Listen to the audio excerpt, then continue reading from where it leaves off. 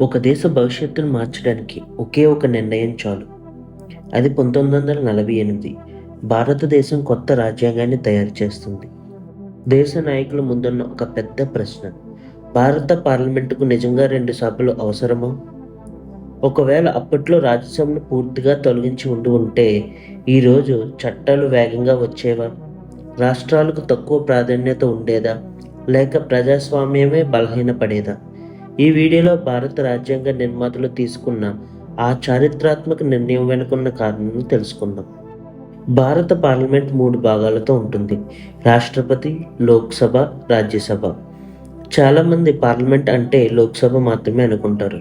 కానీ నిజానికి ఏ సాధారణ చట్టమైనా అమల్లోకి రావాలంటే సాధారణంగా 2 సభల ఆమోదం అవసరం.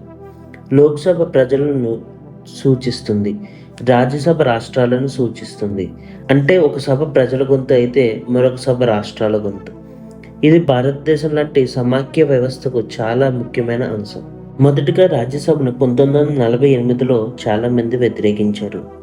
రాజ్యాంగ సభలో కొందరు సభ్యులు ఎలా అన్నారు: ఇప్పుడే స్వాతంత్రం వచ్చింది, దేశానికి అభివృద్ధి కావాలి, వేగంగా నిర్ణయాలు తీసుకోవాలి, ఇలాంటి సమయంలో మరో సభ అవసరమా? వారి వాదనలు: 2 సభలు ఉంటే చట్టాలు ఆలస్యం అవుతాయి, ప్రభుత్వానికి అదనపు ఖర్చు, ప్రజలు నేరుగా ఎన్నుకునేది లోక్సభనే కాబట్టి అదే సరిపోతుంది. ఈ వాదనలు కొంత బలం కూడా ఉంది, ఎందుకంటే కొన్ని దేశాల్లో ఒకే సభతో పార్లమెంట్ పనిచేస్తుంది. కానీ భారతదేశం సాధారణ దేశం కాదు. వందలాది భాషలు, వేర్వేరు సంస్కృతులు, వేర్వేరు రాష్ట్రాలు. అందుకే ఇంకొంతమంది నాయకులు దీన్ని తీవ్రంగా వ్యతిరేకించారు. అసలు రాజ్యసభ ఎందుకు అవసరం? రాజ్యాంగ నిర్మాతలు ఇలా ఆలోచించారు: ప్రజాస్వామ్యం అంటే కేవలం మెజారిటీ నిర్ణయం కాదు, మైనారిటీ అభిప్రాయాన్ని కూడా వినాలి, రాష్ట్రాల అభిప్రాయాన్ని కూడా వినాలి. ఒక ప్రభుత్వం లోక్సభలో భారీ మెజారిటీతో గెలిస్తే అది చాలా వేగంగా చట్టాలు చేయగలదు. కానీ ఆ చట్టం నిజంగా దేశానికి మంచిదేనా అని రెండోసారి పరిశీలించే వ్యవస్థ అవసరం. ఆ బాధ్యతే రాజ్యసభది. దీనినే చాలామంది హౌస్ ఆఫ్ రివ్యూ అని కూడా అంటారు. చట్టాలను మరోసారి పరిశీలించే సభ. చాలా మందికి తెలియని విశేషం అంటే రాజ్యసభకు కొన్ని ప్రత్యేక అధికారాలు ఉన్నాయి. ఆర్టికల్ 249 దేశ ప్రయోజనాల కోసం అవసరమైతే రాష్ట్రాల పరిధిలోని అంశాలపై కూడా పార్లమెంట్ చట్టాలు చేసే అవకాశాన్ని రాజ్యసభ కల్పించగలదు.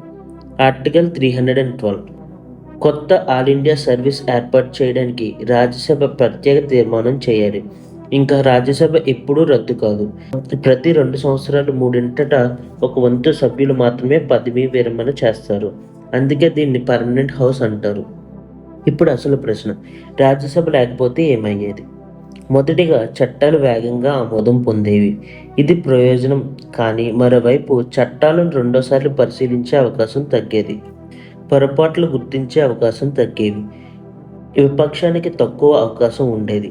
అధికారంలో ఉన్న ప్రభుత్వానికి మరింత బలం వచ్చేది. కొన్ని వివాదాస్పద చట్టాలు చాలా వేగంగా అమల్లోకి వచ్చేవి. ఇది ప్రజాస్వామ్యానికి ప్రమాదకరంగా మారే అవకాశం ఉండేది. రాజ్యసభలో సభ్యులు రాష్ట్ర సభ్యులను ఎన్నుకుంటారు. అంటే రాష్ట్రాలకు నేరుగా జాతీయ చట్టాలపై ప్రభావం ఉంటుంది. రాజ్యసభ లేకపోతే చిన్న రాష్ట్రాల గొంతు బలహీనపడేది. కేంద్ర ప్రభుత్వం ప్రభావం పెరిగేది. సమాఖ్య వ్యవస్థ సమతుల్యత కోల్పోయే అవకాశం ఉండేది. అందుకే భారతదేశంలో 2 సభల వ్యవస్థను కొనసాగించారు. చాలామంది రాజ్యసభ మనీ బిల్లుని ఆపలేదు కాబట్టి దానికి పవర్ లేదని అనుకుంటారు. ఇది సరైన అభిప్రాయం కాదు. మనీ బిల్ విషయంలో రాజ్యసభ కేవలం సూచనలు చేయగలదు. 14 రోజుల వరకు మాత్రమే ఆలస్యం చేయగలదు. కానీ సాధారణ బిల్లుల విషయంలో మాత్రం 2 సభల ఆమోదం చాలా సందర్భాల్లో అవసరం. అసలు రాజ్యసభకి లోక్సభకి వ్యత్యాసాలు ఏంటో తెలుసుకుందాం. లోక్సభ ప్రజలు నేరుగా ఎన్నుకుంటారు.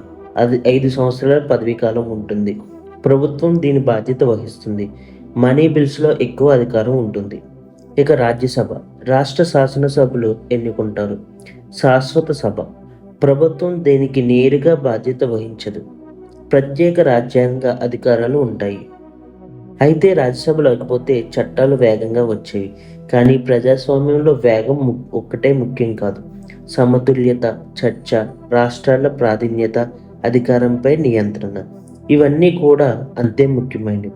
అందుకే భారత రాజ్యాంగ నిర్మాతలు రాజ్యసభను ఏర్పాటు చేశారు. ఇది కేవలం మరో సభ కాదు, భారత సమాఖ్య వ్యవస్థను సమతుల్యం చేసే ఒక రాజ్యాంగ రక్షణ కవచం. మీ అభిప్రాయం ఏమిటి? రాజ్యసభ ఉండడం వల్ల భారత ప్రజాస్వామ్యం బలహీనపడిందా, లేక ఒకే సభ ఉంటే సరిపోయేదా? మీ అభిప్రాయాన్ని కామెంట్స్లో తెలియచేయండి. వీడియో నచ్చితే లైక్ చేయండి, షేర్ చేయండి. ఇలాంటి చరిత్ర, రాజ్యాంగ మరియు డాక్యుమెంటరీల కోసం మా ఛానల్ని సబ్స్క్రైబ్ చేయడం మర్చిపోవద్దు.